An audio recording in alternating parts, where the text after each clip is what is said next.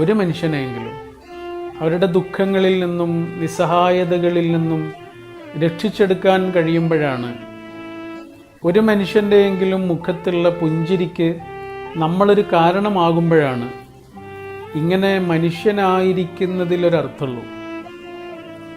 വിശുദ്ധ ഖുർആനിൽ പറയുന്നൊരു കാര്യമുണ്ട്, ഒരാൾ മറ്റൊരാളെ അന്യായമായി വധിച്ചാൽ ലോകത്തുള്ള എല്ലാ മനുഷ്യന്മാരെയും വധിച്ചതുപോലെയാണ്.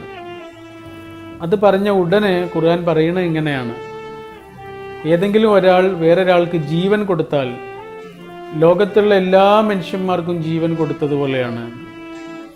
നമുക്ക് കഴിയോ? ജീവൻ കൊടുക്കാൻ നമുക്ക് കഴിയില്ലല്ലോ. പിന്നെ എന്താണ് മനുഷ്യന് ജീവൻ കൊടുക്കുക എന്നുള്ളത് കൊണ്ട് ഉദ്ദേശിക്കുന്നത്? അതിതാണ്, ഒരാളെങ്കിലും അയാളുടെ ദുഃഖങ്ങളിൽ നിന്ന് മെല്ലെ രക്ഷിച്ചെടുക്കലാണ്. നെരുദ പണ്ട് പറഞ്ഞിട്ടുണ്ടല്ലോ, if nothing saves us from death, may love at least save us from life. മരണത്തിൽ നിന്ന് നമ്മളെ രക്ഷിക്കാൻ ഒന്നിനും കഴിയില്ല, പക്ഷേ നല്ല സ്നേഹത്തിന് കഴിയും ജീവിതത്തിൽ നിന്ന് നമ്മളെ രക്ഷിക്കാൻ. സങ്കടങ്ങൾ ഇങ്ങനെ ഒരു മഴയായി പെയ്യുമ്പോഴേ സ്നേഹത്തിൻ്റെ ഒരു കുട മതി ആ മഴയിൽ നിന്ന് നമ്മളെ രക്ഷിച്ചെടുക്കാൻ.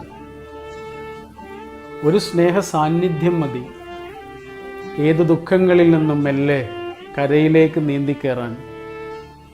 സ്നേഹത്തിന് കഴിയൂ, സ്നേഹത്തിനേ കഴിയൂ.